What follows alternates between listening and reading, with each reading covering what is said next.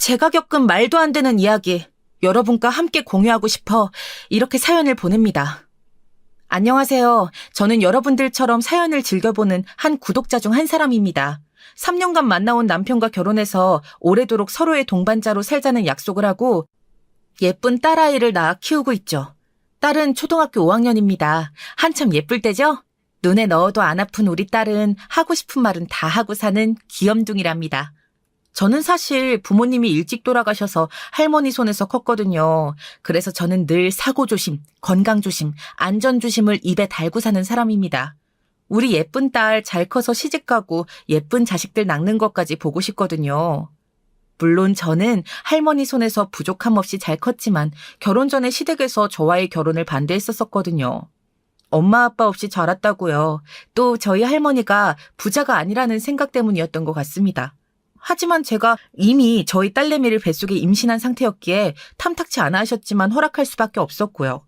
그런 상황에서 저는 굳이 저희 할머니에 대해 더 설명을 덧붙이지 않았습니다.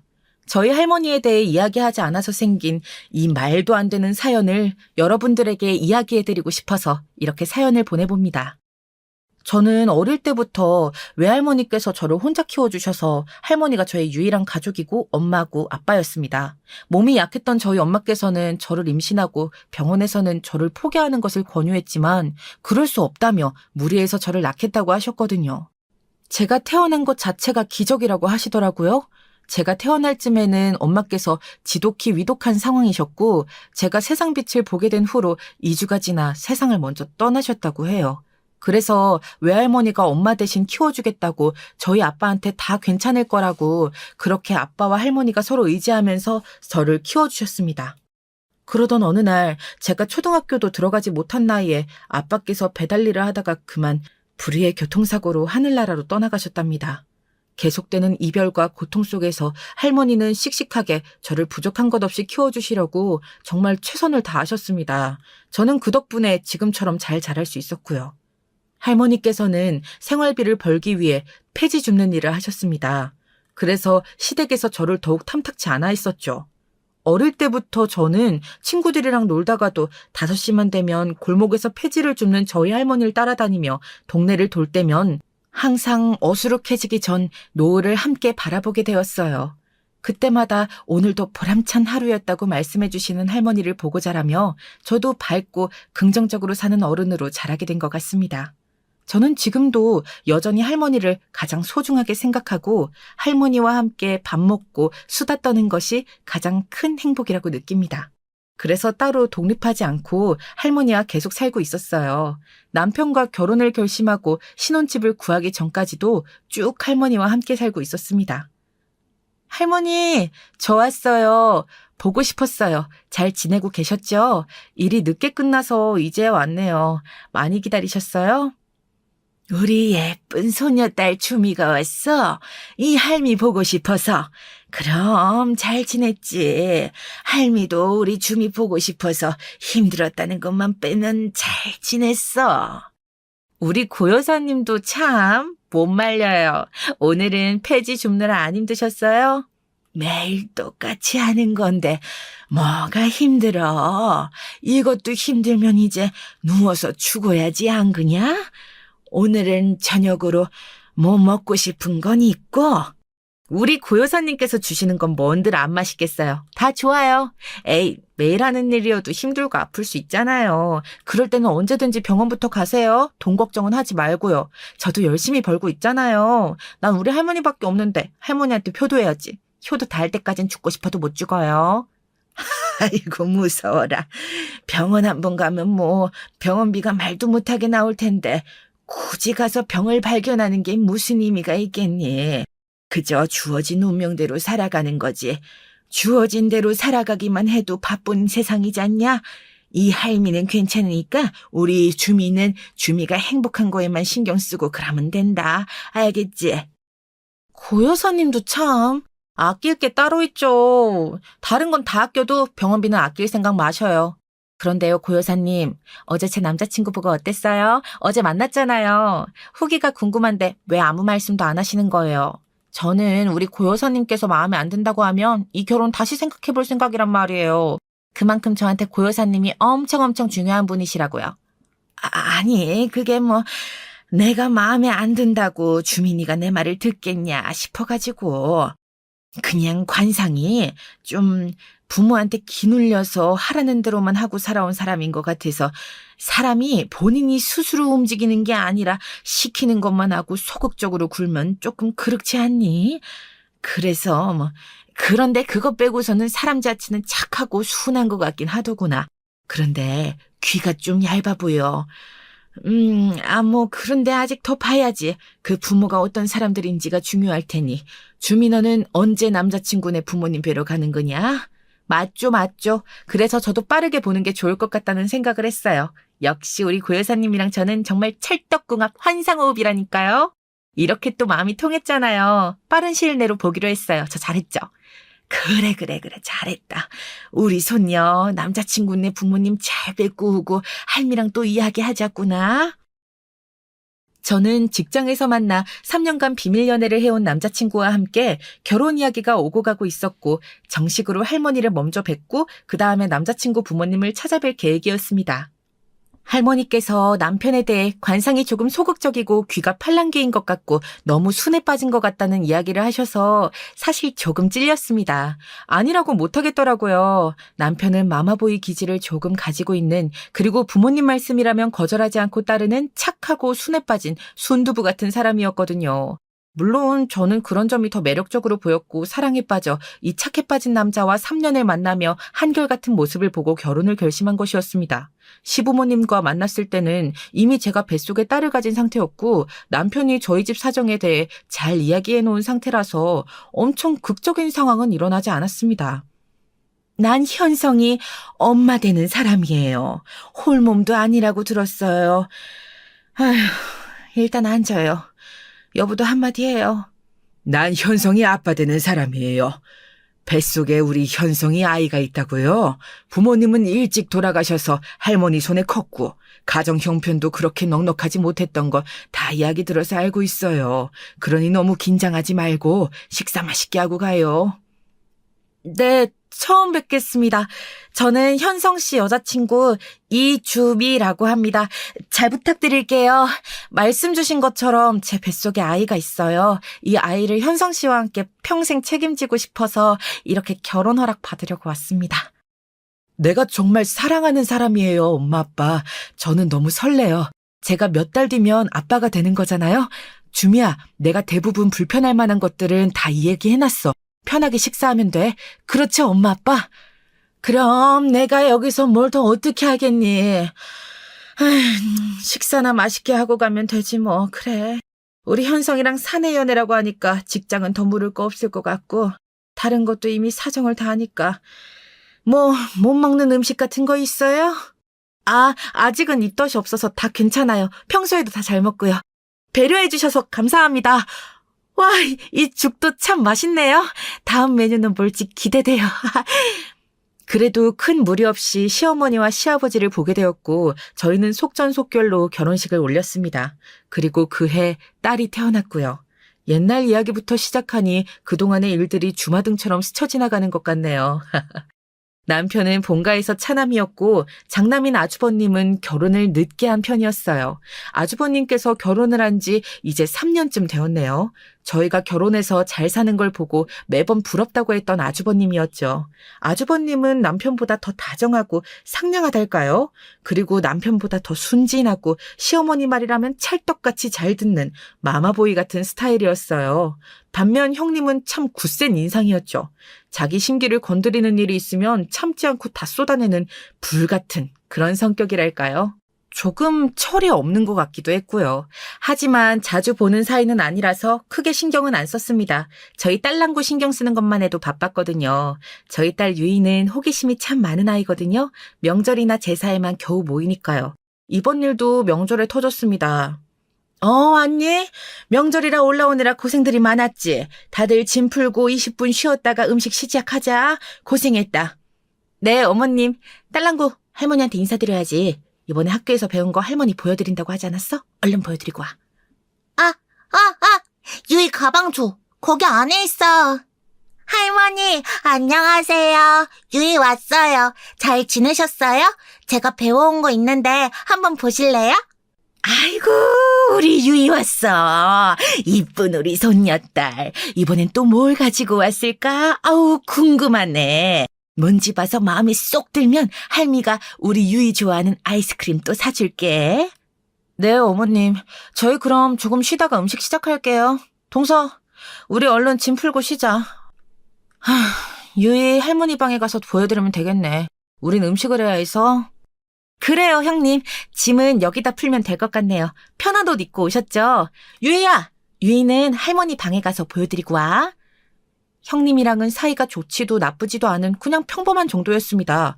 그렇게 살갑지도 않고 차갑지도 않은 형님이었기에 저도 굳이 그 거리를 좁히려고 하지는 않았거든요. 전에 살갑게 굴었다가 약간 불편해하는 걸 느끼긴 했었거든요. 저야 뭐 두루두루 친하게 지내면 다 좋은 거다. 좋은 게 좋은 거다 주의지만 어떤 사람들은 그런 걸 부담스러워하기도 한다고 하더라고요. 아무튼 그래서 좀 저랑 좀 스타일이 많이 다른가 보다 하고 그냥 웃어 넘겨버렸었거든요. 그렇게 저랑 형님은 도착해서 20분을 다 쉬고 음식을 만들기 시작했습니다. 저희 딸 유이는 할머니를 웃게 하는데 성공했는지 자랑스럽게 할머니랑 아이스크림을 사러 간다고 하면서 방을 폴짝폴짝 뛰면서 나오더라고요. 나 할머니가 또 아이스크림 사주신대. 엄마, 나 다녀올게. 엄마는 큰엄마 먹고 싶은 거 없어요? 아이고, 우리 유이 이번에 또 할머니가 마음에 쏙 드셨나 보다. 잘했네. 엄마는 아이스크림 괜찮아. 우리 유이 먹고 싶은 거 사와서 먹어. 형님은 아이스크림 뭐 드시고 싶으세요? 아, 난 괜찮아. 음식하느라 먹을 시간도 없을 것 같은데. 맞아, 음식이나 얼른 하지. 빨리 하고 쉬어야지. 그래, 그럼 너희는 음식하고 있어라. 나는 유이 데리고 마트에 갔다가 아이스크림 사서 유이 먼저 보낼 테니까. 나는 가볼 데가 있어가지고. 유이, 다시 할머니네로 잘 올 수 있지? 아, 그럼요. 저 초등학교 5학년이라고요. 걱정 마세요. 그럼 다녀올게요, 엄마, 작은 엄마. 얼른 아이스크림 사러 가요, 할머니. 그래, 아이고, 누굴 닮아서 이렇게 똑똑하고 사랑스러울까, 우리 강아지. 유이야, 아이스크림 2개 먹어라. 할미가 2개 사줄게. 얼른 가자. 안 그래도 세상에서 제일 좋아하는 아이스크림을 2개나 사주신다고 하니 신난 딸 유이는 신나서 총총걸음이로 할머니를 따라 나섰습니다. 잠시 후 아이스크림 2개를 들고 들어온 딸 유이는 이미 오면서 아이스크림 1개는 벌써 다 먹고 봉지만 있더라고요. 그래서 남은 1개를 세게 열다가 그만 형님 옷에 아이스크림을 묻히고 말았습니다. 그랬더니 그걸 보자 형님은 이런 막말을 내뱉더라고요. 그 말에 저는 평소에 형님이 저희를 어떻게 인식하고 있는지 한 방에 알 수가 있었죠. 아이씨, 거지년 딸이라 그런지 개념도 없네. 아이스크림을 먹을 거면 좀 얌전히 먹든가. 넌 가난해서 교육도 제대로 못 받았니? 큰엄마, 그건 아닌데요. 뭘 잘 모르시나 본데 우리 엄마가 큰엄마 가게 건물주예요. 거지는 우리 엄마 건물에서 기생해서 사는 큰엄마가 거지죠.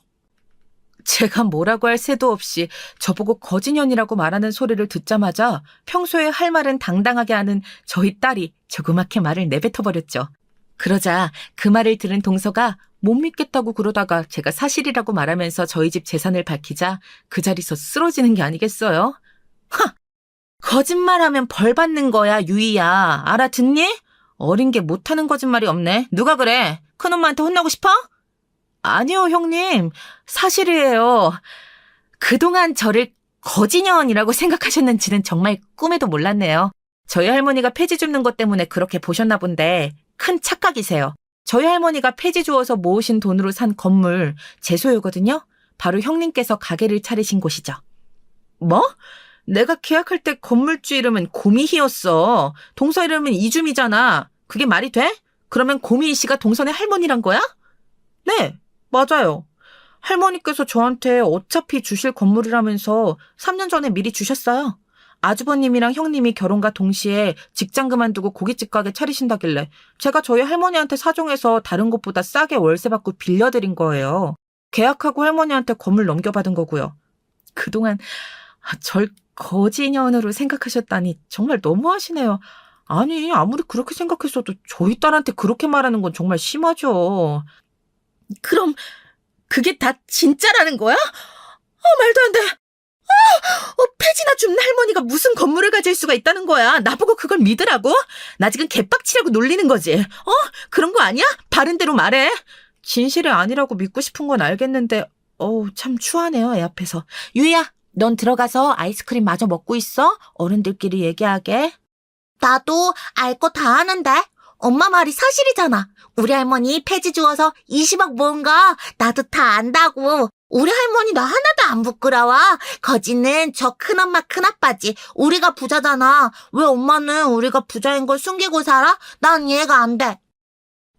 김유희, 엄마가 그렇게 말하지 말랬지? 얼른 들어가서 아이스크림 다 먹어. 다 녹겠다. 그런 거 말해서 좋을 거 없다고 너 엄마 늘 말했잖아. 엄마가 이따가 다 얘기해 줄 테니까 얼른. 알겠어. 알겠다고. 유이는 방에 들어가서 폰하면서 놀고 있을게. 엄마는 또 큰엄마랑 음식하느라 힘들겠다. 유이 도움 필요하면 언제든 말해. 알겠지, 엄마? 큰엄마는 그렇게 살지 마세요. 추해요. 뭐? 저기, 동서. 그럼 우리 가게가 정말 동서 건물에 새들어 사는 게 맞다는 거야? 그걸 왜 숨겨? 대체 왜? 우리가 우스웠어? 우스웠냐고. 이거 우리만 빼고 다 알고 있는 사실이야? 그래? 형님, 좀 진정하세요. 그게 사실인 게 그렇게 수치스러워요? 그럴 일 아닐 텐데. 월세 밀린 게 수치스러운 일이죠. 지금 벌써 3달째인 거 알고 있죠? 그렇게 싫으면 방 빼세요. 보증금에서 깔 테니까요. 저야 형님네 사정 봐서 그냥 둔 건데. 이러시면 곤란하죠. 안 그래요? 아니, 그게 아니라 갑자기 우리 보고 빼려고 하면 우린 어디 가서 또 장사를 하겠어. 인테리어도 그렇고 그걸 그렇게 쉽게 옮기고 할 수 있는 줄 알아? 우리가 3달 밀린 건 장사가 요즘 조금 부진해서 조금만 더 사정을 봐줄 순 없을까? 아까는 못 잡아먹어서 안달이더니 이제는 제 건물에서 조금 더 장사할 수 있게 해달라고 하시는 건가요? 형님, 구질구질하게 이러지 마시죠. 형님이 불편해하는 것 같으니까 저희 건물에서 나가시는 게 여러모로 좋지 않겠어요? 그렇게 알고 있을게요. 부동산에 말해둘 테니까 이번 달까지 가게 정리하세요. 거기 1층이라 탐내는 곳들 상당히 많거든요. 월세도 얼마나 적게 받고 있었는데요. 그 손해만 생각해도 참. 동서도 왜 그래? 내가 그러자고 그런 게 아니잖아. 안 그래도 건물 주인인 고미희님한테 연락해보려고 했는데 월세 좀 더 밀릴 것 같다고 말이야. 근데 바뀐 건물주가 그게 동서였다니. 동서, 내가 오해해서 정말 미안해. 폐지 줍는 집 손녀라고 거지년이라고 한 거 진심으로 사과할게. 제발 한 번만 용서해줘. 이렇게 바로 사과하실 거면서 왜 그러신 거예요? 제가 건물주라서 사과하시는 거 제가 모를 줄 알아요? 형님, 저는 오늘 형님의 민낯을 이미 봐버려서요. 저를 그동안 그렇게 생각해온 걸 생각하면 참을 수가 없네요, 정말. 어떻게 하는 게 좋을까요? 내가 다 잘못했어, 정말이야. 오늘 피곤하지 않아? 내가 음식은 마저 다 할 테니까 동서는 들어가서 유이랑 좀 쉬고 있어. 매 제사나 명절 때마다 내가 동서 고생 안 하게 집에서 웬만한 건 다 해서 싸가지고 올게. 그렇게라도 할게. 그러니까 제발 우리 가게만은 빼라고 하지 말아줘. 부탁이야. 요즘은 이런 말이 있더라고요. 주님 위에 건물 주님이라고. 형님이 이렇게 바로 태세 전환을 하니까 참 신기하기도 하고 진작에 말할 걸 그랬나 싶네요. 그래요. 그럼 형님이 남은 음식 좀 하시던가요? 전 유이랑 있을게요. 그래, 동서. 방에 들어가서 유이랑 아주 편하게 쉬고 있으라고? 내가 음식 아주 정성스럽게 다 해둘게. 걱정 마. 앞으로도 그럴 테니까. 우리 가게만 제발. 그건 형님 하는 거 봐서 결정해야겠죠. 그럼 전 들어가 볼게요. 음식 제대로 해놓으세요. 아시겠죠? 방에 들어가 유이에게 큰엄마한테 왜 그랬냐고 물으니까 유이는 이렇게 대답을 하더라고요. 그동안 제가 형님한테 끌려다니는 게 싫었다고 은근히 무시하는 큰엄마가 너무 미웠다고요. 하여간 애들 눈은 정말 속일래야 속일 수가 없는 것 같습니다. 유이, 뭐하고 있었어? 큰엄마한테 갑자기 그런 소리는 왜 한 거야? 큰엄마도 그렇고 엄마도 깜짝 놀랐잖아. 결과적으로는 유이가 잘한 거지만 그래도 다음에는 그런 얘기 하지 마. 우리가 잘 사는 거 말해서 좋을 건 없어. 알겠지? 엄마, 이런 건 안 숨겨도 돼. 뭐하러 숨겨? 숨기니까 만만하게 보고 자꾸 엄마를 괴롭히려고 드잖아. 할머니도 그래. 은근히 가게 하는 큰엄마 큰아빠네랑 우리 집 비교하잖아. 사실 우리 집이 훨씬 더 잘 살고 아빠도 회사 열심히 다니는데 물론 우리는 할머니가 부자인 거지만 엄마, 이참에 할머니랑 할아버지한테도 다 말해버리자. 그럴 필요 없어, 유이야. 괜한 시기와 질투만 받을 뿐이야. 게다가 우리가 그렇게 잘 사는 걸 알면 어떻게든 더 뜯어내려고 할 수도 있고 말이야. 엄마는 할머니한테 그런 걸 배우고 살았어. 그리고 유이 할머니는 엄마랑 아빠가 결혼한다고 할 때 엄마가 못 사는 줄 알고 탐탁치 않아 하셨던 분이야. 괜히 이 사실을 말할 필요가 있겠어? 지금 말 안 해도 이렇게 우리 유이는 예뻐해 주시잖아. 안 그래? 엄마, 요즘은 자기 PR 시대라고. 스스로 말하지 않으면 몰라. 자신의 가치를 몰라봐주는 사람한테는 확실하게 어필을 해줘야 하는 시대란 말이야. 우리 할머니도 엄마 은근히 무시하는 거 내가 모를 줄 알고? 엄마랑 아빠가 결혼하고 회사 자꾸 그만뒀다고 구박했잖아. 나 다 들었어. 이제는 엄마가 건물 관리하면서 월세만으로 아빠 월급 뛰어넘는 부자라는 걸 알려줄 필요가 있다고.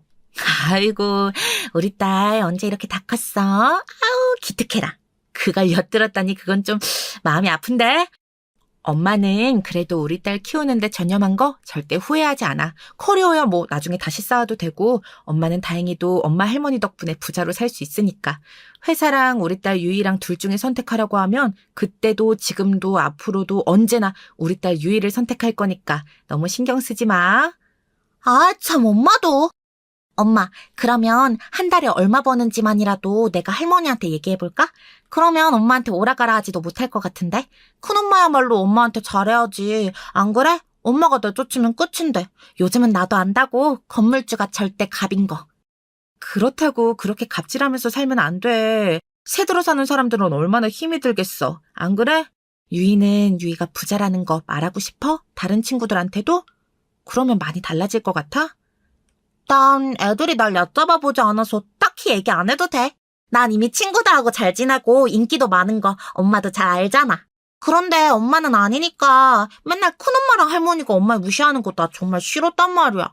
토라지지 마. 알겠어, 김유희. 엄마 봐. 아이고 예쁜 우리 딸. 우리 딸 다 컸네. 엄마를 이렇게 생각해주고 말이야. 엄마 너무 행복하다. 그렇지? 알겠어.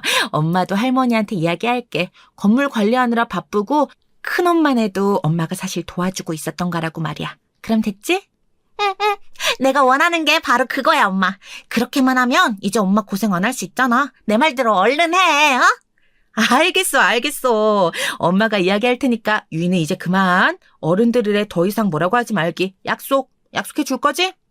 치, 그건 엄마 하는 거 봐서. 이렇게 말하고 얘기 안 하면 또 말짱 도루묵이잖아. 난 엄마가 떵떵거리면서 사는 거 보고 싶어서 그래. 내 마음 알지, 엄마? 정말 저희 딸은 누구를 닮아서 이렇게 똑똑해진 걸까요?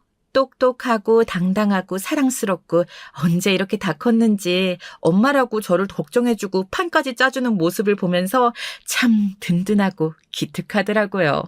딸이 그동안 제가 시어머니와 형님한테 무시당하는 걸 느끼고 있었다는 건 마음이 좀 아팠습니다. 그래서 더 이상 숨기고 살지 않아야겠다고 생각했죠. 저는 할머니한테 배운 대로 부와 자산에 대해서 함부로 떠들고 싶지 않았거든요. 심지어 저희 남편도 제가 할머니한테 건물을 넘겨받고 한 1년 지나고서야 제가 얘기해서 안 거였거든요. 남편은 정말 깜짝 놀라면서 이렇게 말했었죠. 사실 여보가 우리 딸 유이 키운다고 열심히 회사에서 벌어온 돈으로 생활한 것도 있지만 그 돈 때문에 힘들어하지 않았으면 좋겠어. 사실 우리 할머니가 20년 동안 폐지 주우면서 모으신 돈이 20억쯤 돼. 그래서 건물을 사놓으신 게 있거든? 그걸 1년 전에 나한테 넘겨주셨어. 그 월세는 할머니가 관리하고 계시다가 1년 전부터 내가 관리하고 있고 너무 힘들이면서 회사 다니지 말고 당당하게 다니라고 말해주는 거야. 우리 남편 기 살려주려고. 그동안 말 안 한 건 이해 좀 해줘. 그게 정말이야? 정말 모으신 게 20억짜리 건물을 사실 정도가 된다고? 말도 안 돼. 어떻게 폐지 주운 걸로, 와, 정말 대단하신데? 난 정말 몰랐어. 그래서 우리 집에서 당신이랑 결혼 탐탁치 않아 하실 때도 아무 말 못했었는데, 진작 말해주지 그랬어. 난 그것도 모르고 당신네 폐지 주운 걸로 부유하지 못하게 살았다고 했거든. 지금도 우리 본가에서는 그렇게 알고 계시고 나도 그랬고. 지금까지 숨겨온 건 다 이유가 있는 거야, 여보. 난 사실 이게 내 재산이라는 생각을 잘 안 하고 살아왔어. 할머니가 평생을 어렵고 힘들게 모으신 거잖아. 내 거가 아니라 할머니 거지.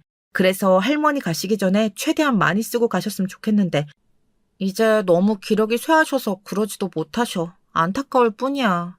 이걸 밝힌다고 여보가 나를 대하는 태도가 달라지지 않듯 난 어머님, 아버님한테도 그러길 바라고 있어. 그래서 밝히지 않은 거야. 이런 내 마음 이해돼? 할머님께서 다 누구 위해서 그렇게 악착같이 모으고 열심히 사셨겠어. 다 여보 주려고 우리 딸 유이 넉넉하게 살라고 그런 거 아니겠어? 그 마음 몰라드리는 것도 죄야, 죄. 난 여보가 아니라서 사실 100% 이해가 된다고는 못하겠어.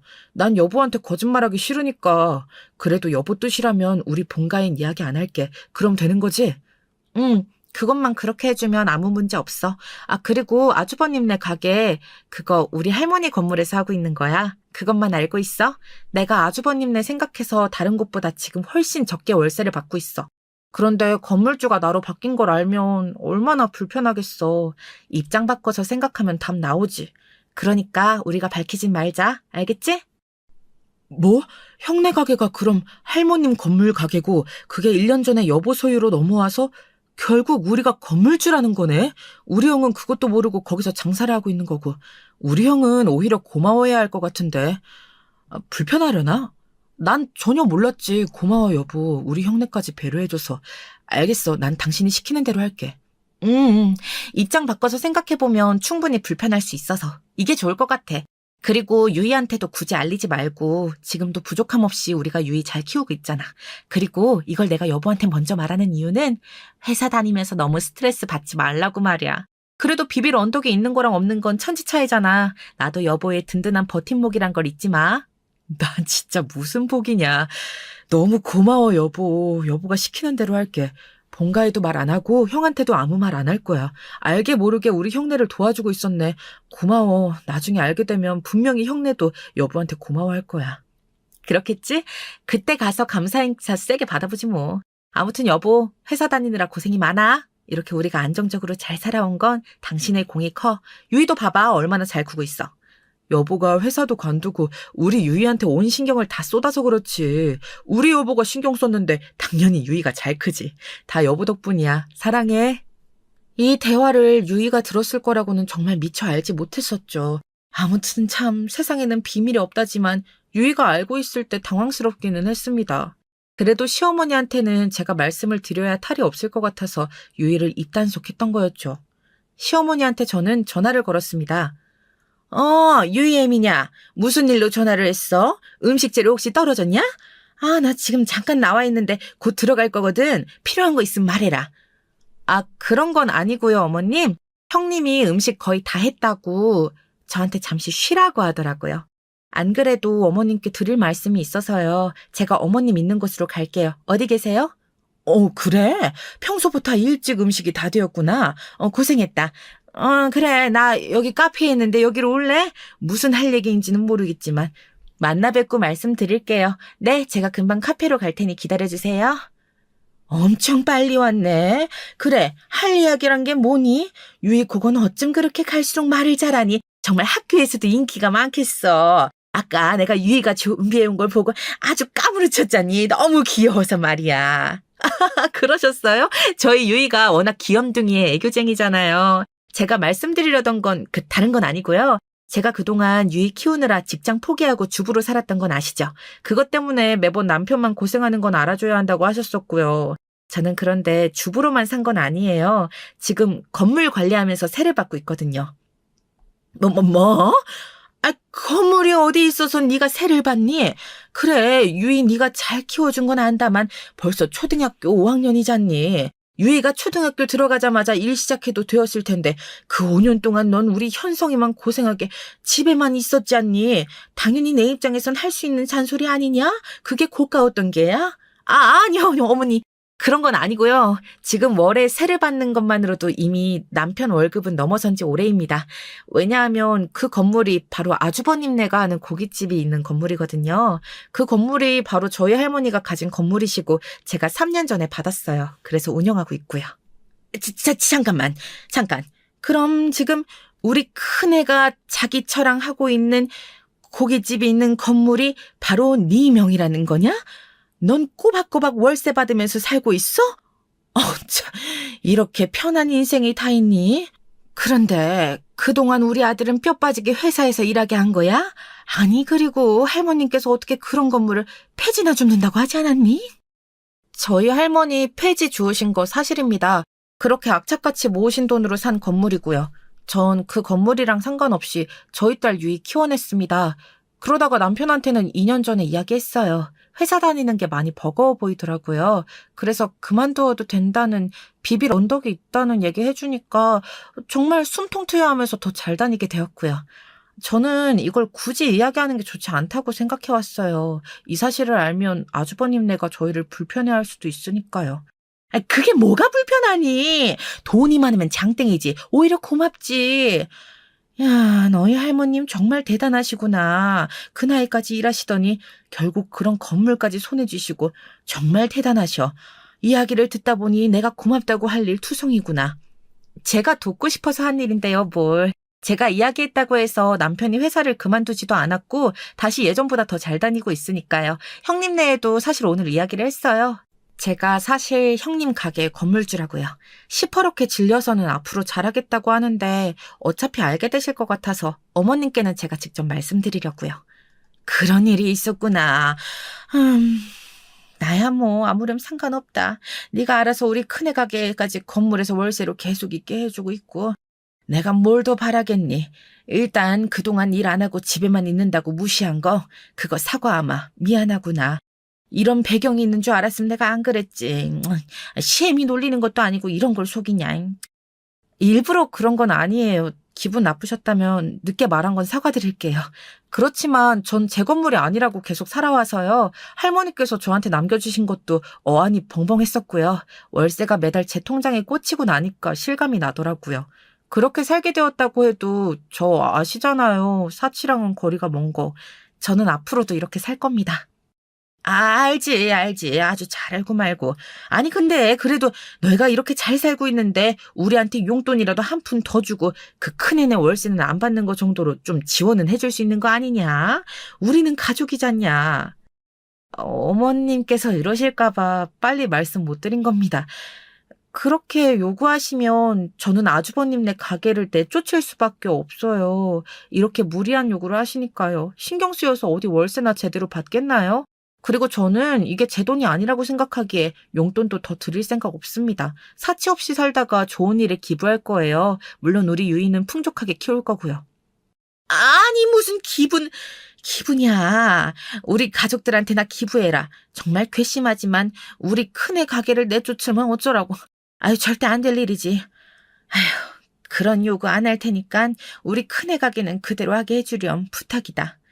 이제는 저한테 무리한 요구 안 하셨으면 좋겠어요. 집에 논다는 말, 직장 다니라는 말도 할 필요 없는 거 잘 아시겠죠? 어머님께서 무식후 뱉은 그 말 저희 딸 유이도 언제든 들을 수 있다는 거 명심해 주시고요. 아시겠죠?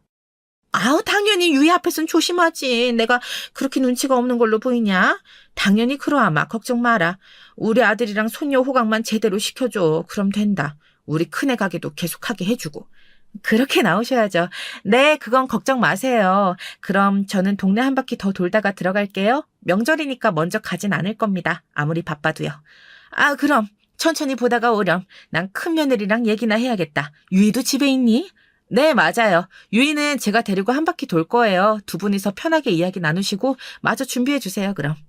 태세 전환은 형님뿐만 아니라 시어머니도 엄청 빨랐습니다. 저는 딸 유이에게 드디어 시어머니한테도 제가 어떤 부를 가지고 있는지 이야기했다고 말해주려고 유이를 데려 나왔습니다. 유이는 기다렸다는 듯이 폭풍 질문을 쏟아내더라고요. 유이가 똘망똘망한 눈으로 저를 쳐다보면서 표정이 좋은 걸 보니 잘 얘기한 것 같다면서 기뻐하더라고요. 엄마, 잘 얘기했어? 큰엄마 완전 죽상이 돼서 음식 열심히 만들던데? 방금 음식 다 만들었어. 그런데 바로 할머니가 와버렸네.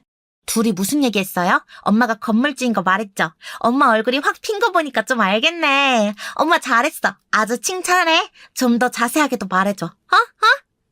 조금 천천히 유이야. 아직 집 근처잖아. 그래, 내가 어떻게 우리 딸 유이를 속이겠어. 성공적으로 잘 말씀드렸어. 할머니께서도 이제 엄마 무시 안 하실 거야. 큰엄마네 가게가 엄마 건물에 있다는 것도 알게 되셨고 말이야. 역시 봐봐 엄마. 말하길 정말 잘했지? 엄마 정말 잘했어. 이제야 좀 제대로 돌아가네. 원래 이게 맞는 거지. 아빠가 큰아빠보다 동생이라서 그런 것도 아니고 엄마가 못 산다고 생각한 건 진짜 너무 별로잖아. 안 그래? 제대로 복수해준 기분이 어때, 엄마? 진작에 우리 딸 말 들을걸. 너무 통쾌하던데? 할머니도 그렇고 큰엄마도 그렇고 이제 엄마한테 찍소리도 못해. 우리 딸이 그런 것 때문에 마음 아파하고 있을 줄 알았으면 진작에 엄마가 얘기하는 건데. 미안해, 우리 딸 마음고생 시켜서. 난 엄마 딸이라 늘 행복한데 뭐가 미안해. 난 오히려 엄마가 당당하게 말하고 당당하게 행동하니까 너무 좋은걸? 나도 진작에 엄마한테 다 안다고 얘기할 걸 그랬나 봐.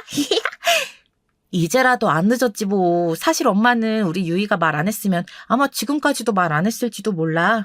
유이가 오늘 큰엄마한테 얘기한 건 정말 잘한 거야. 이제는 그런 감정 안 느끼게 해줄게. 정말이야. 역시 우리 엄마 최고! 우리 엄마 믿어. 우리 엄마가 짱이야, 짱! 유이랑 한 바퀴 돌면서 이야기하고 오니까 명절 지낼 준비는 다 되어 있더라고요.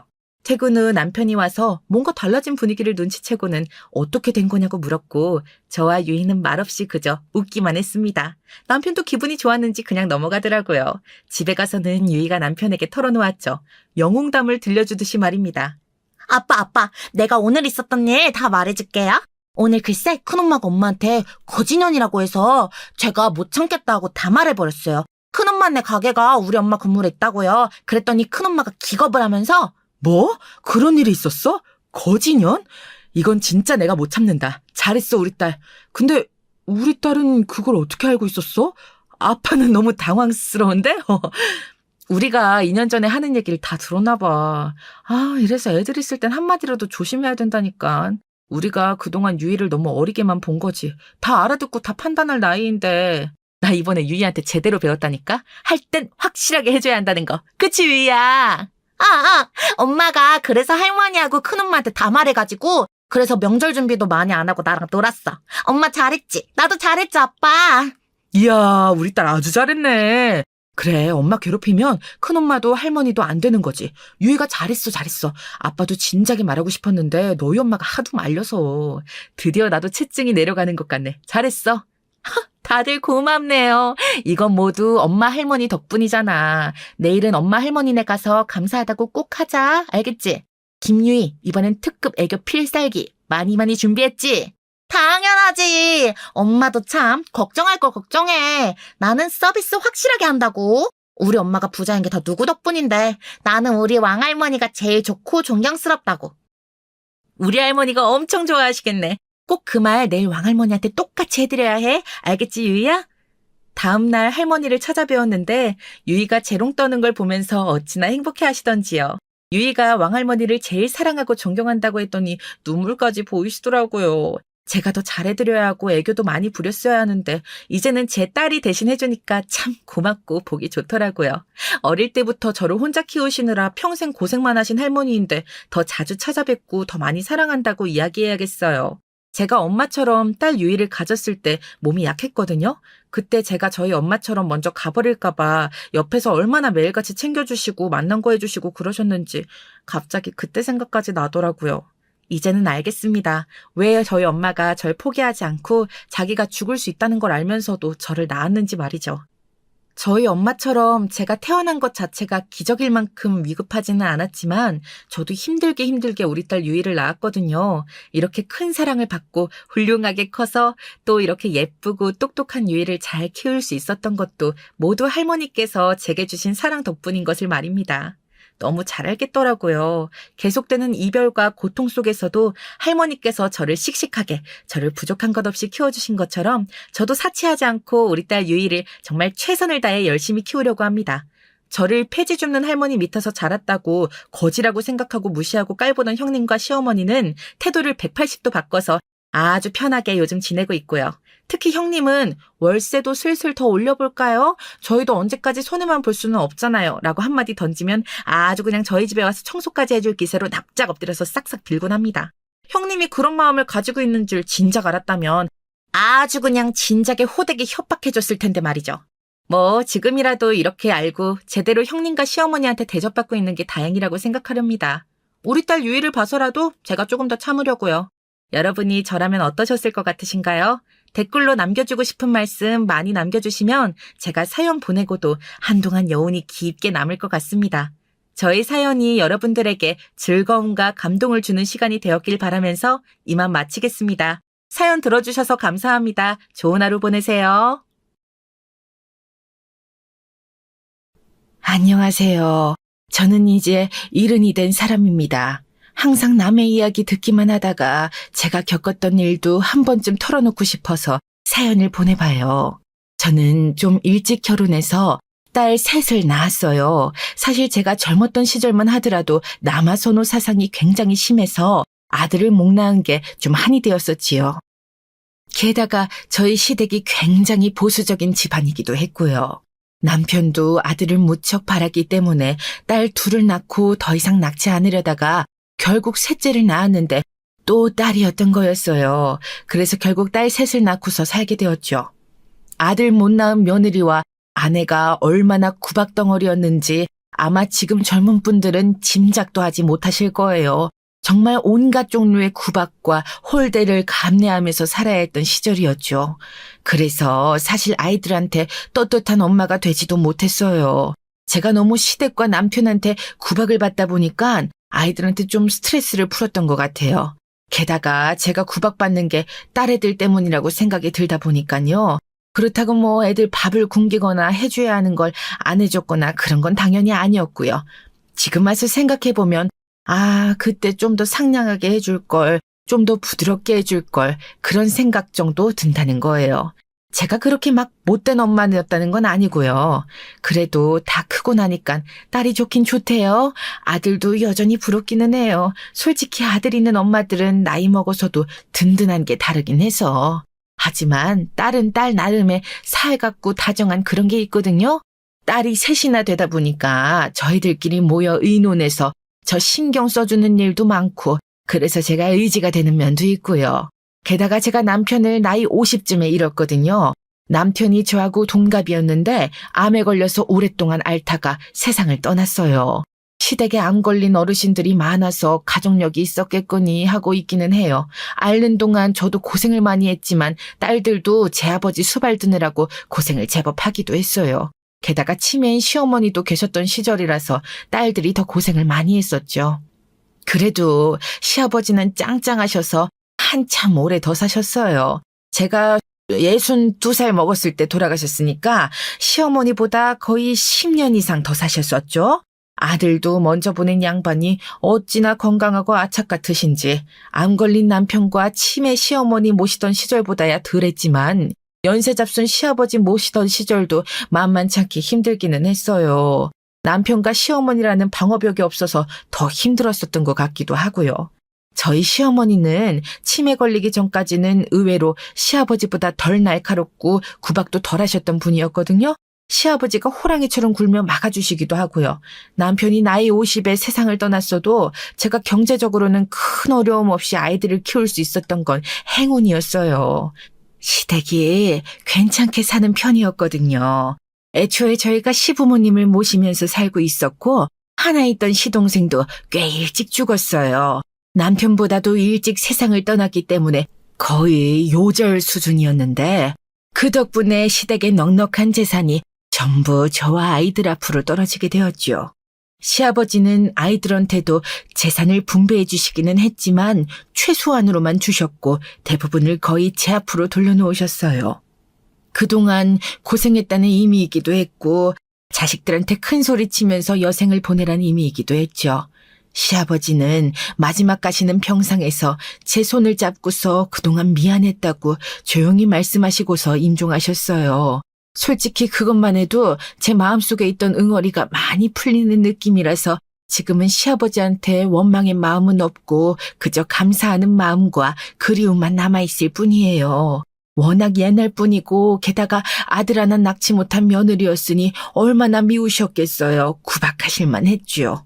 다행히도 시아버지가 아이들한테 재산을 조금씩만 주겠다고 선언하셨을 때 딸들은 별다른 말 없이 동의를 해주었어요.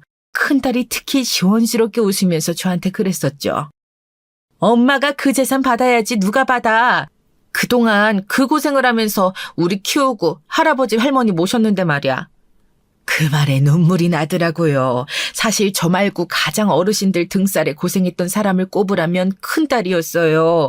제가 젊은 시절 스트레스에 못 이겨서 신경질을 냈던 것도 큰딸한테였는데 강단 있고 시원스러운 성격이어서 어릴 때 받은 그 화풀이를 괜찮다면서 도리어 저를 다독여주는 아이였죠. 막내딸은 큰딸하고 7살이나 차이가 나서 이런저런 것도 모르고 철이 없었지만 그래도 애가 순진하고 순에 빠져서 그 애도 재산 배분에 웃으면서 동의해 주었어요. 다만 둘째 딸은 조금 불편한 기색이었죠. 둘째는 딸애들 중에서는 좀 욕심이 있는 편이었어요. 물론 다른 사람들에 비해서 그렇다는 건 아니에요.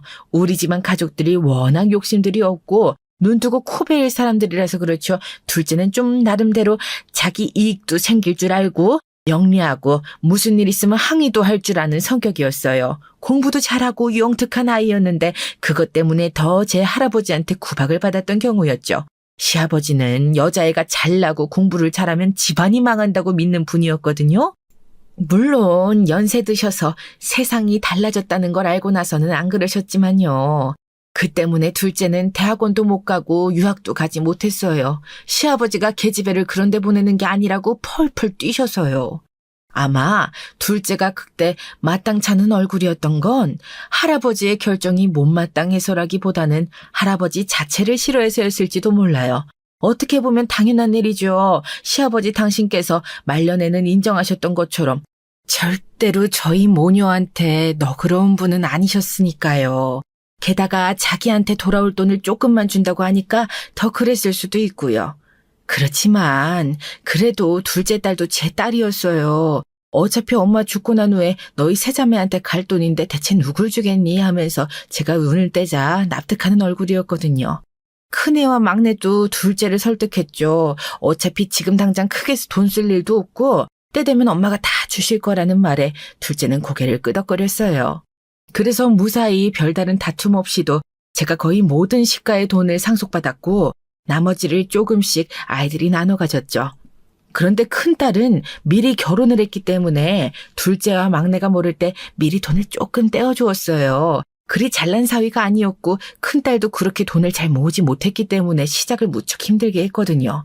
시아버지가 돌아가셨을 땐 이미 큰딸은 결혼해서 꽤 지난 상태였고 여전히 그리 넉넉치 않게 살아가고 있었죠. 사실 엄마 된 마음에 안쓰러울 수밖에 없잖아요. 그래서 좀 크게 떼어서 큰딸내가 아파트로 이사갈 수 있을 만큼을 나눠줬어요. 물론 둘째하고 막내한테 줄 돈은 남겨놓았고 큰딸한테도 미리 말은 해뒀어요. 너희가 지금 당장 돈이 필요하니까 미리 주는 거다. 때 되어서 둘째랑 막내한테 줄 때는 네 몫은 없다라고요. 큰딸은 고마워하면서 당연하다고. 자기는 욕심 안 낸다고 하면서 기쁘게 돈을 받았어요. 뭐 큰딸이 미리 받을 걸 받았을 뿐이니 저도 그 애도 전혀 문제가 없다고 여겼었죠. 그런데 다른 두 딸은 그게 아니었나 봐요. 아니 둘째가 아니었던 거겠죠? 둘째 딸은 결혼을 좀 늦게 했어요. 시아버지 돌아가신 지 1년이 지난 뒤에 둘째가 37살쯤 되었던 무렵에 결혼을 했거든요. 시아버지 편찮으실 때도 이미 남자가 있기는 했는데 그때는 언제 돌아가실지 몰라서 일단 상을 치르고 결혼을 하자 하고 말이 되어서 미뤄진 거였어요. 결혼이 미루어질 때도 둘째 딸은 좀 불편해하기는 했었죠. 이미 30 중후반이 되었던 나이라서 가능한 빨리 결혼하여 아이를 낳고 싶어 했는데 계속해서 미루어졌으니까요. 하지만 어쨌든 시아버지 돌아가시고 나서 준비해서 1년 뒤에 무사히 결혼식을 치렀어요. 그런데 이 결혼식을 치르는 과정에서 둘째 딸이 큰애가 먼저 유산을 받은 걸 알게 되어버렸죠. 둘째 딸이 그렇게 울면서 화를 내는 걸 그때 처음 봤어요. 둘째는 어떻게 언니 먼저 유산을 줄 수 있냐면서 여태까지 자기가 해왔던 건 다 뭐냐고 화를 내었죠. 아니 저는 정말 당황스러웠어요. 둘째는 돈을 잘 버는 대기업 사원이었고 그래서 결혼할 때 자금도 상당히 넉넉했거든요. 제가 딱히 돈을 대주지 않아도 될 정도라서 너무너무 자랑스러워하고 있었는데 둘째 딸이 그렇게 나오니까 황당하더라고요. 결혼할 남자도 사업가라서 제법 돈을 잘 번다고 그렇게 자랑을 했는데 저한테 이런 식으로 화를 내니까.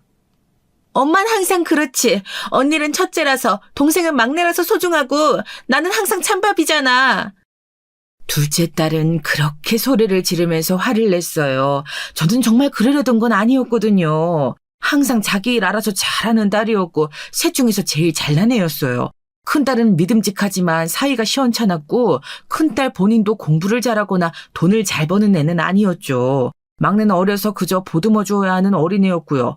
그런데 제가 어딜 가나 그렇게나 믿거라 하던 둘째가 그런 식으로 화를 내며 울며 불며 난리를 치니까 제가 어쩔 바를 모르겠더라고요. 보다 못한 큰딸이 둘째를 데리고 나가서 따로 설명을 했어요. 자기가 미리 돈을 받은 건 맞지만 그건 형편이 워낙 어려워서였고 어차피 나중에 엄마 유산에서 자기는 빠지기로 했다. 몫을 봐준 거지 빼앗은 게 아니라는 사실을 반복해서 설명한 거죠. 둘째 딸은 처음에는 제 언니 말마저 믿지 않다가 계속해서 저와 큰애가 설득하니 그제서야 알겠노라고 했어요. 하지만 굉장히 마땅한 기색은 아니었죠. 사실 그때 먼저 자식들한테 돈을 다 줄 생각은 아니었어요. 일단 제 손에 남겨줬던 돈 중 3분의 1은 큰딸한테 준 상황이라 만약 둘째한테 나머지 중에 3분의 1을 주면 막내가 가만히 있지 않을 게 뻔했죠. 그래서 일단 둘째한텐 미안하지만 나머지 재산은 제가 가지고 있기로 결정했어요. 둘째는 사위도 돈을 잘 벌었고 본인도 잘 보니까 절대 쪼들릴 일이 없을 거였거든요. 결혼은 나름대로 성대하게 치렀어요. 호텔 웨딩홀에서 열었고 그 돈을 제가 많이 대주었죠. 생화장식이 정말 많이 비싸더라고요. 제가 웨딩홀이랑 이것저것 해준다고 하니 둘째 딸이 꽤나 기뻐했어요. 그래도 그 애가 그렇게 행복하게 결혼해서 잘 살기를 바라는 마음에 저는 예식에 드는 돈이 조금도 아깝지 않았던 거였죠. 그런데 결혼하고 나서 보니 생각보다 둘째네 돈이 그렇게 넉넉하진 않은 것 같더라고요. 둘째 본인이 꽤 잘 버는 축이긴 했는데 모은 돈이 많지도 않았어요. 뭐 사위야 사업가니까요. 사업은 돈이 있을 때도 있고 없을 때도 있고 했잖아요. 그건 이해할 수 있는데 둘째 딸은 제가 생각하던 것보다 씀씀이가 좀 더 크더라고요. 그래서 저한테 그렇게 먼저 우유산을 달라고 했나 하는 생각도 들 정도로요. 사업가인 사위는 굉장히 호방한 타입의 남자였어요. 왜 술도 잘 마시고 유쾌하고 호쾌한 타입의 사람들이 있잖아요. 사실 사업가는 그래야 사업을 잘할 것 같았고 사위 자체가 저한테도 굉장히 잘했기 때문에 저는 무척 마음에 들어했어요. 사위는 저희 집에 올 때 선물 같은 것도 조금도 돈을 아끼지 않고 써서 고급스러운 물건들로 들고 왔고 둘째한테도 정말 다정다감하게 잘하는 남자였죠. 딸엄마 된 입장에서 그보다 더 뭘 바라겠어요. 그야말로 최고의 사윗감이었던 거죠. 둘째는 예민하고 섬세한 타입의 아이였는데 그렇게 호방하면서도 다정한 사람을 만나서 참 다행이었어요. 그런데 문제가 생기더라고요. 그렇게 제 둘째 언니까지 결혼하는 걸 보고 나서 막내딸이 유학을 가고 싶다고 하더라고요. 아니, 물론 제 언니들보다는 많이 어리지만 유학을 갈 정도로 어리진 않았어요. 그런데 막내는 자기는 결혼 안 할 거니까 결혼 자금을 미리 달라고 지금 당장 아니면 유학 평생 못 할 거라고 떼를 쓰더라고요. 솔직히 기가 막혔죠. 아니 제 둘째 언니도 사실 할아버지 성화에 가로막혀서 장학금도 받을 수 있었던 유학을 포기해야 했었거든요. 그 과정을 지켜본 애가 갑자기 이 늦은 나이에 유학을 가겠다니 대체 무슨 소리인가 싶었어요. 하지만 막내딸은 저한테 굉장히 약점이나 다름없는 아이였거든요. 제일 어린 딸이었고 아들을 기대하던 할아버지가 딸로 태어난 막내한테 정말 좀 심하게 대해 막내는 결국 울기까지 하면서 저한테 몇 날 며칠을 호소했어요. 자식 이기는 부모 있나요? 저는 결국 두 손 두 발 다 들고서 네 마음대로 해라 하고 그냥 주기로 결정했어요. 하지만 둘째 딸한테는 절대 이야기하지 않아야 한다고 약속에 약속을 받았죠. 둘째 딸한테까지 돈을 줘버리면 저는 정말로 한 푼도 얻게 되는 거거든요. 막내딸은 결국 그 약속을 하고서 얼른 돈을 받아서 유학을 가버렸죠.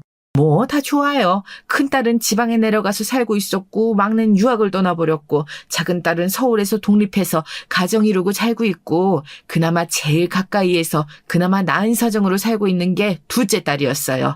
문제는 제가 그 이전부터 무릎이 많이 아팠다는 거였어요. 나이 드신 여성분들은 거의 다 동감하시겠지만 사실 무릎 아픈 건 거의 대부분이 겪는 일이잖아요. 저도 뭐 그 정도로 생각하고 있었는데 이게 보통 일이 아니더라고요. 한쪽 무릎이 아예 썩어 문드러지는 것처럼 아파서 견딜 수가 없었어요. 혼자 일어나고 앉기조차 힘든 상황이 되어서 병원에 갔더니 왜 이제야 왔냐고 퇴행성 관절염이 너무 심해서 인공관절 수술을 해야 한다고 하더라고요. 별 수 있나요? 인공관절 수술을 해야 했죠. 인공관절 수술 해보신 분들은 알겠지만 보통 일이 아니에요. 무릎뼈를 인공관절로 대체하는 것이니 당연하긴 한데 와 정말 이 수술 첫날 고통이 견딜 수 있는 게 아니더라고요. 처음에는 큰딸이 와서 병원에서 제 간호를 해줬어요. 하지만 그것도 잠깐이지 큰딸은 생계 때문에 본인도 나가 일을 해야 해서 오랫동안 시간을 낼 수 없었거든요. 일주일 만에 집으로 퇴원해야 하는데 혼자서 모든 일을 해야 한다고 생각하니 눈앞이 아찔해질 정도였죠.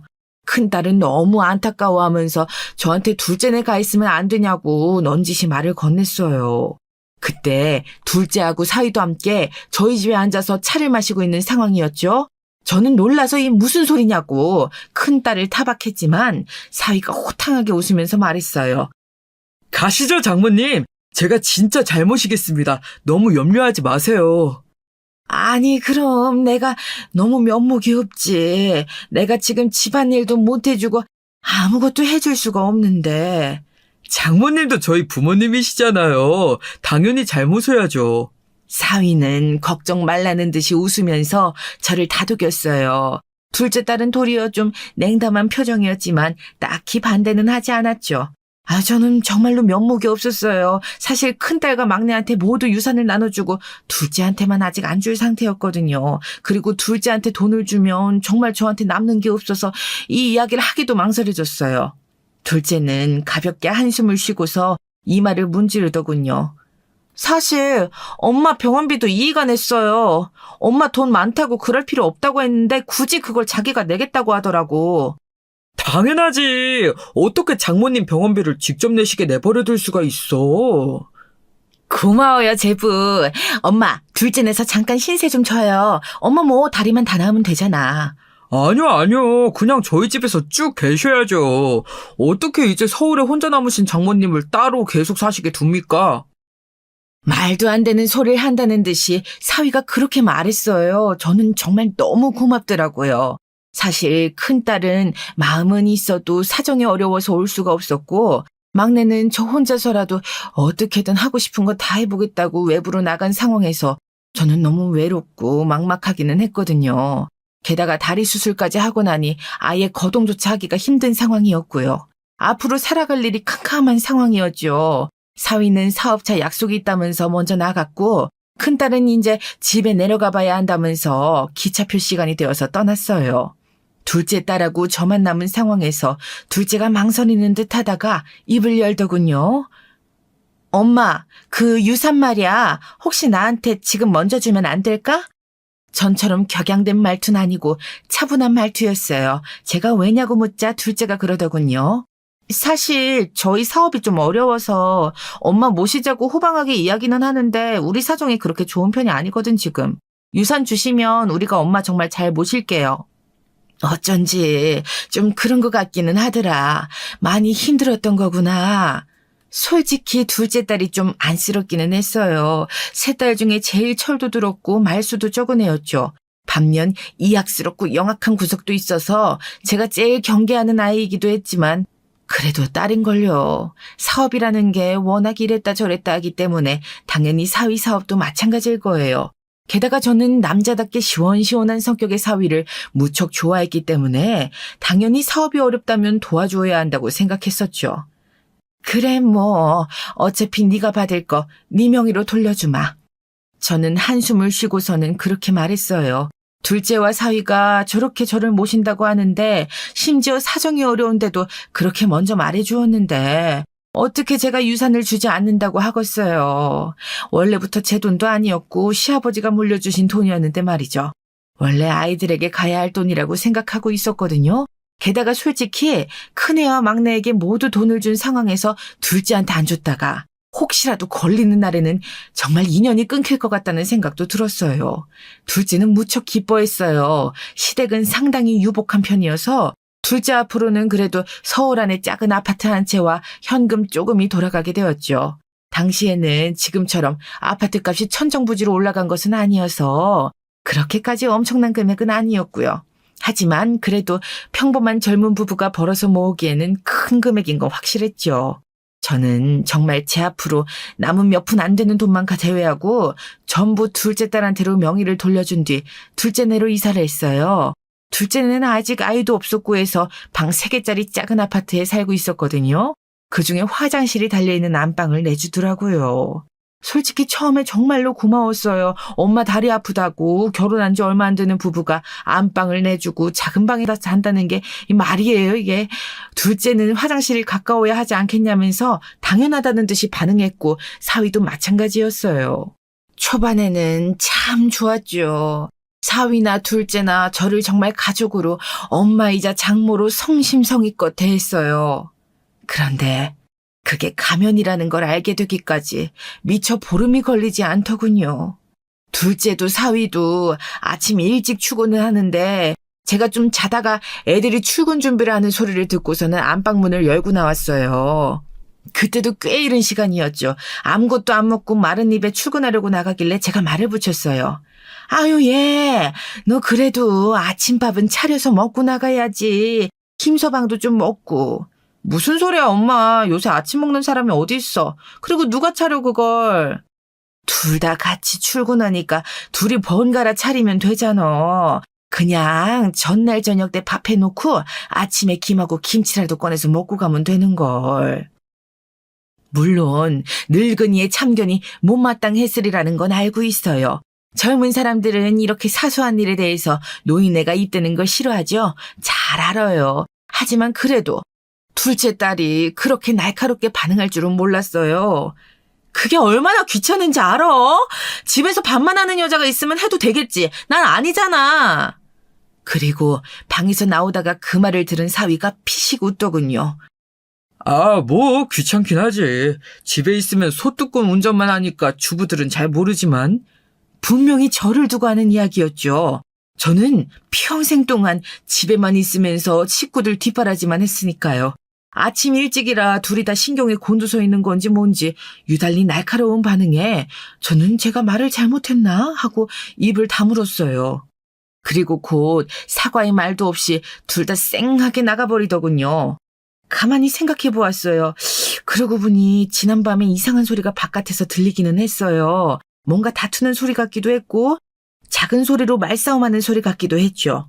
혹시 둘이 싸운 다음 날 아침에 내가 쓸데없는 잔소리를 한 건가 싶기도 했어요. 그런데 이런 태도가 나아지기는커녕 점점 더 악화되더군요. 특히 사위가 심했어요. 둘째 딸은 사실 학창시절에도 신경질적이고 날카로울 때가 있어서 이해를 할 수 있었죠. 고3 때는 아주 눈 뜨고 못 볼 지경으로 신경질을 부려댔었는데 지금은 그때를 생각하면 너무너무 부드러워진 거였으니까요. 하지만 사위는 정말 제가 이 집에 들어오기 전 알던 그 호쾌하고 남자다운 사위가 맞는지 의심이 될 정도였어요. 며칠 뒤 저녁 때는 사위가 좀 일찍 들어온 날이 있었죠. 저는 거실에 앉아서 TV를 보고 있었는데 또 뭐가 거슬렸는지 전기밥솥을 열었다 닫았다 냉장고 문을 열었다 닫았다 하면서 난리 법석을 피웠어요. 그러더니 거실에 앉아있는 제가 들으라는 듯이 한숨을 푹 쉬면서 혼잣말을 했죠. 아, 집에 사람이 있는데 밥 한 톨 반찬 하나가 없네. 저는 움찔해서 혹시 나한테 하는 말인가 싶었어요. 하지만 사위는 제 쪽을 쳐다보지도 않고 곧장 작은 방으로 들어가 버렸죠. 그 뒤에 딸이 야근하고 들어왔는데 딸한테 인사를 했지만 그래도 저를 제대로 보지도 않고 인사도 하는 둥 마는 둥 하고서 방으로 들어갔어요. 저는 점점 더 불안해질 수밖에 없었죠. 제 돈은 전부 다 딸애한테 돌려주고서 이 집에 의지하러 들어왔는데 이런 식으로 사위와 딸애가 같이 얼굴을 바꾸다니 말이에요. 아니 둘째 딸이야 원래 그렇다 치지만 사위가 완전히 달라지는 건 정말 충격이었어요. 설마 그 남자답고 유쾌했던 사람이 겨우 며칠 만에 이렇게 달라지리라고는 정말 상상도 하지 못했거든요. 그리고 한 보름이 지나자 사위는 점점 더 태도가 오만해지기 시작했어요. 제가 나와서 거실에서 앉아있는 걸 보면 노골적으로 한숨을 쉬고 지나가거나 못마땅해 하는 태도를 보이고는 했거든요.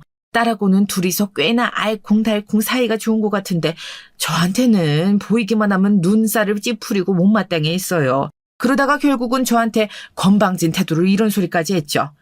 장모님, 집에만 계시면 뭐 하세요? 심심하지 않으세요? 아니, 뭐, 어쩔 수 없지. 지금 수술한 곳이 불편해서 움직이기가 힘드니까.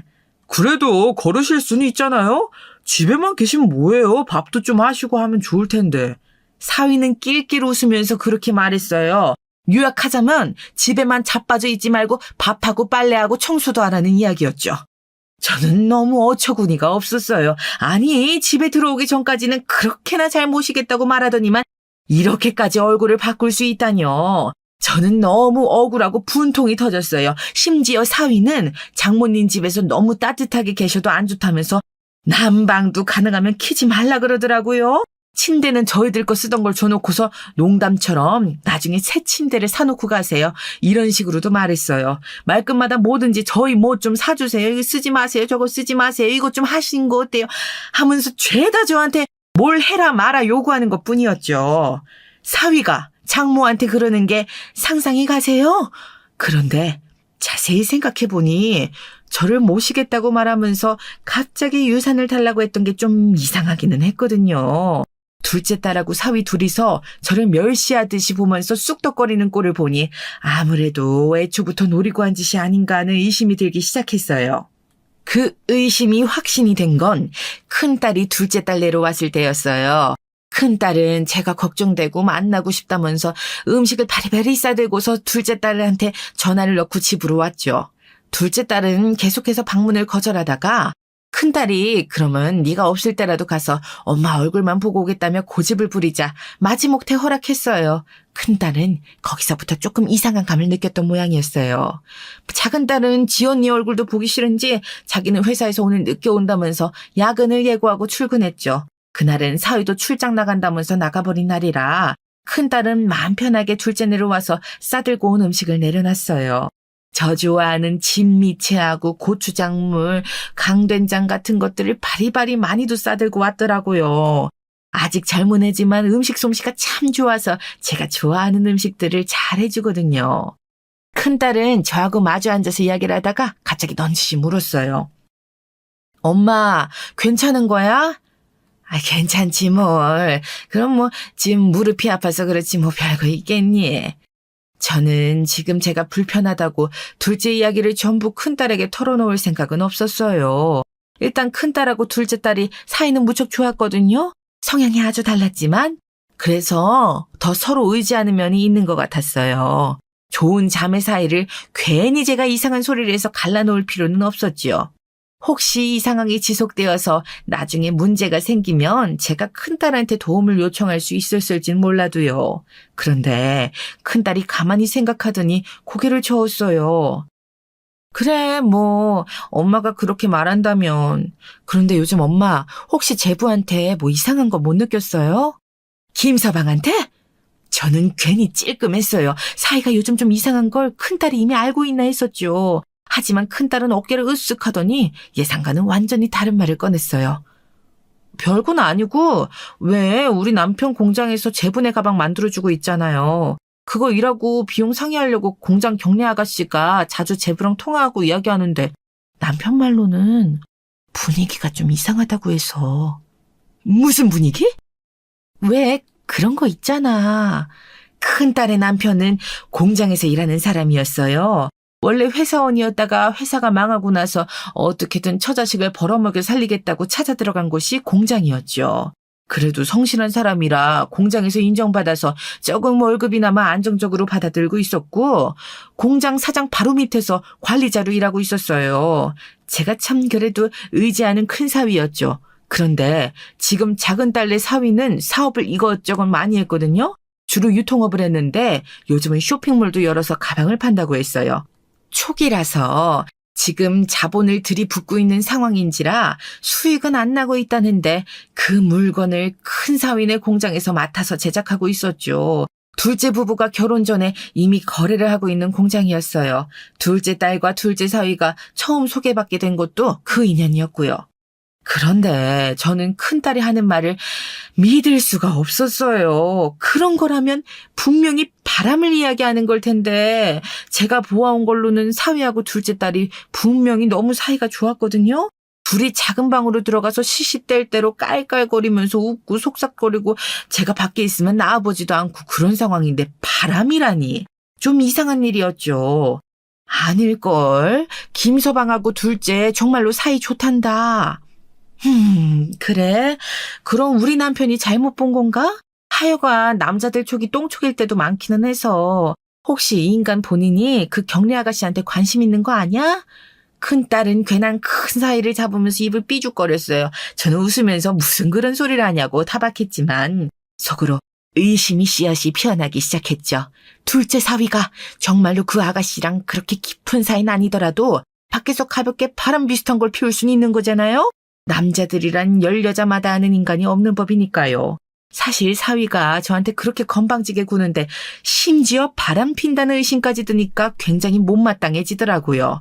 둘째네 집에 오기 전만 해도 그렇게나 사위를 예뻐했던 게 제가 맞나 싶을 정도였죠. 그런데 사실 사위가 정말 너무 건방지게 굴었거든요. 마치 제가 무슨 빚이라도 진 사람처럼 집에만 가만히 있다고 얼마나 막말을 해대던지 사람이 완전히 180도 바뀐 것처럼 굴었어요.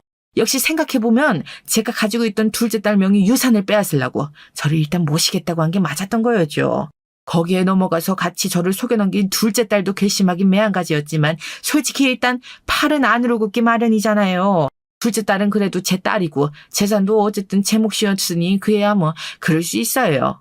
제가 집으로 온 이후에도 어차피 이전이나 비슷하게 시큰둥한 태도였고 딱히 구박이라든가 하진 않았거든요. 그런데 사위는 게다가 둘째 딸을 속이면서 바람을 피고 있는 것일지도 모른다는 생각이 들자 더 미워졌죠. 일단 의심이 들기 시작하니 모든 게 이상했어요. 사위와 둘째 딸은 세탁을 주말까지 미뤄놓았다가 주말에 코인 세탁방에 가서 해오곤 했는데 집안일을 분담해서 하기 때문에 사위가 세탁 담당이었죠. 그런데 어느 날 쌓여있는 세탁물을 제가 정말 빨래라도 해놓으려고 살펴보다 보니 사위의 셔츠 깃에 여자 화장품 자국이 있더군요. 얼굴을 비벼대지 않으면 나올 수 없는 파운데이션 자국이 심지어 목덜미끼 쪽에 있다니 의심이 더럽 깊어지는 게 당연했죠. 그래서 저는 일단 둘째 딸하고 사위한테 빨래와 청소를 제가 도맡아서 하겠다고 전했어요. 두 사람이야 당연히 기뻐했죠. 아직도 제 다리가 불편한 건 신경도 쓰지 않은 채로 말이에요. 저는 둘째 딸한테도 조금 서운하기는 했지만 사위가 노골적으로 이제 장모님이 좀 정신을 차리셨네요라고 말하는 걸 듣고는 정말 화가 머리끝까지 뻗쳐올랐어요. 내가 너 가만두나 두고 봐라 하는 마음이 더 깊어졌던 거죠. 다음 날부터는 아예 사위의 빨랫감을 마음대로 훑어볼 수 있었어요. 셔츠와 바지, 재킷까지 꼼꼼하게 살피다 보니 여러 가지 증거들이 나오기 시작했죠. 바지 주머니에 카드 영수증이 몇 개 나오더라고요. 그중 하나가 대낮에 모텔에 갔던 영수증이었어요. 시간과 매장명이 찍혀 나오니까 정말 빼도 박도 못할 일이었죠. 저는 짐작은 하고 있었어도 그렇게 눈앞에 사위의 바람 증거물이 나오니까 정말 눈앞이 캄캄해지대요. 가뜩이나 둘째 딸이 결혼도 늦게 했는데 그래서 아이를 가지려고 정말 많이 애쓰고 있는데 그 뒤에서 사위는 바람이나 피우고 있었다니 말이에요. 임신 때문에 시험관까지 해야 하는 거 아니냐고 고민하고 있었는데 말이죠. 카드 영수증은 그거 하나가 아니었어요. 꽃집이나 명품샵에서 넣은 영수증들도 있었는데 제가 알기로 제가 머무는 내내 둘째 딸은 선물이나 꽃을 들고 온 적이 없었죠. 아무리 그래도 딸인지라 퇴근하면 항상 제가 나가봤고 그래서 들고 들어오는 걸 모를 리가 없었어요. 뭐 한 번이라면 제가 놓쳤을 수도 있겠다 싶었지만 모텔과 이런저런 영수증이 합쳐지니 이건 너무 명확한 증거가 되어가고 있었죠. 너무너무 고민을 많이 했어요. 그래도 늦은 나이에 결혼해서 이제야 정착하는 상황인데 과연 이런 증거물들을 가지고 딸의 앞에 내놓아도 되는 것일까? 괜히 잘 살 수 있는 딸의 인생을 망치는 게 아닐까 고민이 되더라고요. 솔직히 제 나이대 분들은 아시겠지만 옛날에는 남자들이 한두 번 바람피는 정도야 아내들이 눈 감아주면 그만이었잖아요. 뭐 열 여자마다 하는 남자가 있을 리도 만무하고요. 사실 저희 남편도 젊은 시절에 다른 여자 잠깐 만난 적이 있었거든요. 그런데 뭐 심각한 사이도 아니었고 그냥 저 하나 속 끓이고 지나가면 되는 일이었죠. 그 덕분에 저는 예쁜 딸 셋 낳고 여태까지 살고 있는 거였고요. 사실 둘째 딸을 위해서도 그게 낫지 않나 싶었어요. 사위한테도 잘 말해서 이러이러하게 내가 알아챘고 지금 그쪽 아가씨 직장에서도 눈치챌 정도니까 이제 그만하라고 하는 게 낫지 않을까. 그러면 사위도 뭐 그렇게 꽉 막힌 사람은 아니니 알아듣지 않을까 싶다가 하지만 그동안 사위가 저한테 했던 행동을 생각하니 생각이 싹 바뀌더군요. 아니, 저한테 한 행동이 문제가 아니었어요. 사실 처가에 대해서 하는 행동은 아내에 대해서 생각하는 마음이 겉으로 드러나는 거라고 생각하거든요. 제가 그래도 장모인데 얼마나 자기 아내인 저희 둘째를 우습게 보면 저한테 그런 식으로 했겠어요. 바람 피우는 것도 사실 그 연장선상에서 생각할 수 있는 문제였죠. 결국 저는 둘째 딸에게 말해주기로 결정했어요. 여전히 딸은 사위하고 너무 사이가 좋았고 저한테는 시큰둥했지만요. 사위는 저를 노골적으로 경멸하는 눈초리로 보면서 항상 타박하는 소리를 했고 저는 그냥 일단 놔두고 보자는 심정으로 며칠을 지냈죠. 그리고 증거를 충분히 모아서 방에 가져다 둔 뒤 어느 날 퇴근을 일찍 한 딸을 불러다가 방 안으로 오라고 했어요. 왜 그러냐면서 좀 귀찮은 표정을 하던 딸은 제가 할 말이 있다고 하자 의아한 얼굴로 앞에 앉았어요. 저는 모아두었던 영수증이며 옷가지를 꺼내서 말없이 딸 앞에 놓아두었죠.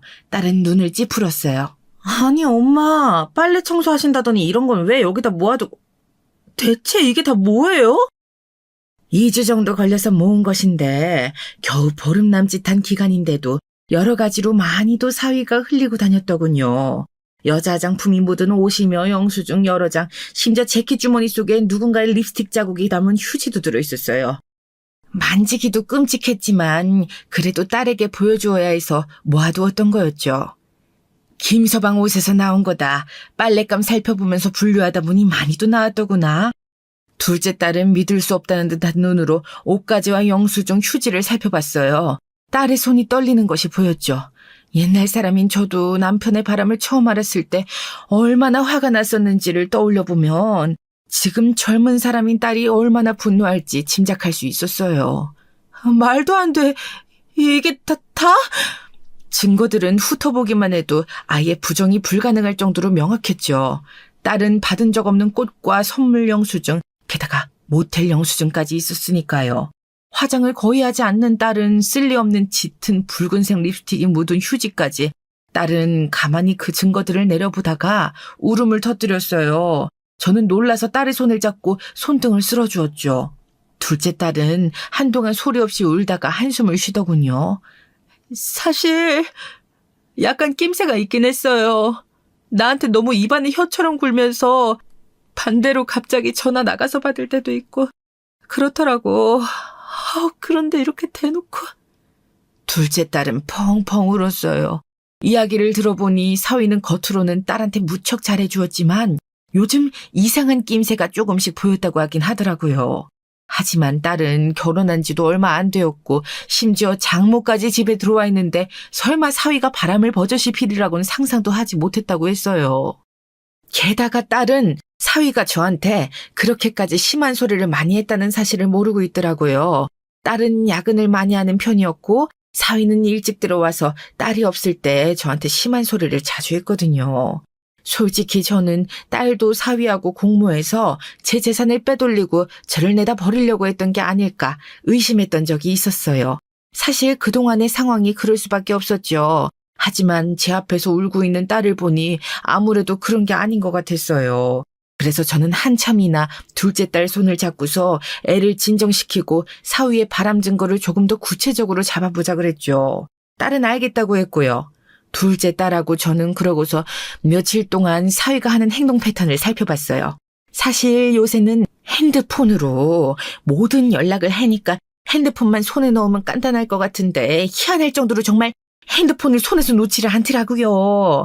심지어 화장실에 갈 때조차도 들고 가서 도저히 틈이 나지를 않았어요. 그런데 정작 증거는 완전히 다른 곳에서 등장했죠.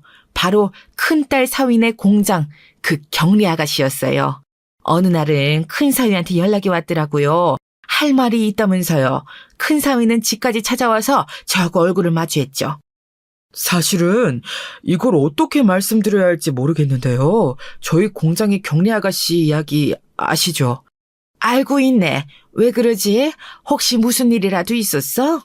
큰 사위는 말하기 무척 꺼려지는 눈치였지만 그래도 이왕 꺼낸 말 어쩔 수 없다는 눈치로 계속 말을 이었어요. 그게요, 저희 경리 아가씨가 며칠 전에 술 마시고서 난리를 쳐놔서 회식하면서 다들 있는 자리에서 자기 사귀는 남자가 이혼할 생각이 없다면서 울었어요. 술이 완전히 꼬라서 핸드폰 화면을 보여줬는데 막 그 남자하고 뽀뽀하면서 찍은 사진들이었는데 심지어 그걸 무슨 SNS에 올려놨더라고요. 그리고 장모님도 아시겠지만 그게 김서방이라는 거지. 큰 사위는 머뭇거리면서 고개를 끄덕거렸어요. 큰 사위는 경리 아가씨가 보여주었다는 그 SNS라면서 핸드폰을 꺼내서 저한테 보여줬죠. 저는 이런 거에 대해서 잘 몰랐지만 큰 사위가 차근히 설명을 해주었어요. 자기 인터넷 일기장 같은 건데 공개적으로 올리는 것이라 모두가 볼 수 있다고요. 그런데 그 경리 아가씨는 대담하게도 자기 얼굴과 둘째 사위 얼굴이 모두 나온 사진을 다 올려놓은 거였어요.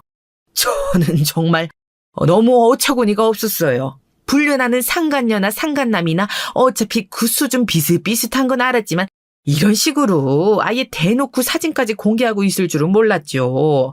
그런데 심지어 그 계정에 사진이 올라온 날짜가 딸과 결혼하기 전부터더군요. 너무 이상했어요. 저는 그날 저녁 들어온 둘째 딸을 불러다 놓고 이것저것을 차근차근 물어봤어요. 이상한 점이 꽤 있더군요. 둘째 딸은 결혼하면서 남편이 계속 자기한테 엄마한테 유산을 받아오라고 왜 호구처럼 구냐고 설득했다고 하더라고요. 그래서 둘째 딸은 결혼하면서 계속 저한테 요구해서 유산을 자기 앞으로 가져간 거였죠. 남편은 둘째 딸한테 정말 다정하게 잘해주었다는데 뒤에서는 이렇게 다른 여자와 오래 지속적인 관계를 가져온 거였어요. 둘째 딸은 이제 알았다는 듯한 얼굴로 허망하게 앉아있더라고요. 그러니까 나한테 유산 가져오게 해서 그걸 살살 꼬셔서 자기하고 공동명의로 하든 명의를 돌리든 하게 하고 이혼할 거였나 봐. 늦은 나이에 좋은 사람 만나서 결혼한다 생각했지만 우리가 너무 순진한 거였나 봐요. 결국 둘째 딸은 그 계정의 증거를 전부 모으고 그간 제가 모아왔던 증거들도 다 가지고 사위와 이야기를 나눴어요. 솔직히 그 이후 일은 정말 다시 생각하고 싶지도 않아요. 사위는 갑자기 장모인 제가 이 일을 모두 꾸몄다면서 저한테 책임을 떠넘기려고 했죠. 하지만 그게 먹힐 일인가요? 이미 그쪽 상간녀 공개 계정까지 우리가 다 봤는데 말이에요. 하지만 사위는 궁지에 몰려 제정신이 아닌지 절대 이혼 못한다면서 자기는 부끄러울 게 없다고 주장하고 나왔죠. 공개 계정을 보여줬는데도 그건 전에 사귀던 여자가 앙심을 품고 자기한테 해를 끼치려고 하는 거라고 말이에요. 그러면서 저와 큰 사위를 비난해댔죠. 제대로 알아보지도 않고서 자기와 딸을 이혼시키려 한다면서요. 슬슬 알겠더라고요. 정말로 사위는 딸의 돈만 노리고 있었던 거였죠. 결국 저는 큰 사위의 도움을 얻어서 그 경리 아가씨까지 만났어요. 그 경리 아가씨도 이제 둘째 사위를 못 믿는 지경에 이르러서 자기를 즐기는 데만 이용했다고 앙심을 품고 있었죠. 그 덕분에 일은 훨씬 쉬워졌어요. 결국 이혼 소송까지 가서 난리가 났지만 경리 아가씨가 모든 증거를 탓해준 덕분에 수월하게 이길 수 있었어요. 이혼 소송 자체가 꽤 오래 걸리는데 그 덕분에 거의 6개월 좀 넘는 기간에 속전속결로 끝날 수 있었고요. 진짜 가지가지 안 한 짓이 없더군요. 모텔은 밥 먹듯이 가고 외근 출장이라고 했던 것도 전부 바람 피우기 위한 핑계였고 신혼여행 때마저도 메신저로 서로 이야기를 나눈 흔적이 발견되었죠. 경리 아가씨도 마음고생이 심했더라고요. 설마 자기를 버리고 결혼할까 했는데 결혼했고 그 와중에도 남자를 좋아해서 떠나지 못했었던 거예요. 그런데 아예 이혼할 마음까지 안 보이니 이제 마음을 독하게 먹고 저희한테 그 증거들을 다 준 거였죠. 그 때문에 그 아가씨한테는 소송을 걸지 않았고 대신 둘째 사위한테 위자료 소송까지 가게 되었죠. 결과는 당연히 둘째 딸이 승리했고요. 가뜩이나 사업이 휘청거리던 둘째 사위는 소송비와 위자료까지 털리면서 정말로 힘들어졌다는 소식은 나중에 들었어요. 이렇게 끝낼 수 없다면서 이를 갈던 모습이 기억나는데 그래봤자 뭐 어쩌겠어요. 자기가 그렇게 잘못한 것을. 솔직히 말하면 움직이기도 힘든 늙은 몸으로 둘째 사위를 그렇게 엿먹일 수 있어서 정말로 속 시원하긴 했어요. 물론 딸이 이혼하게 되었던 것은 가슴 아프지만 그래도 그렇게 쓰레기 같은 남자와 더 살다가 가진 재산까지 다 털리고서 버림받는 것보다는 낫지 않겠어요? 둘째 딸도 밉지 않느냐고 누군가 저한테 물었던 적이 있었어요. 하지만 둘째 딸은 정말 사위한테 속았던 것뿐이라. 그리고 미우나 고우나 제 자식인지라 뭐 특별히 밉지도 않았었죠. 그저 이혼에 너무 상처받지 말고 그냥 평안하게 다시 좋은 남자 만나 결혼해 살아갔으면 하는 바람만 남아있어요.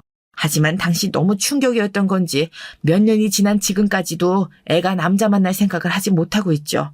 그게 가슴 아플 뿐이지 다른 생각은 없어요.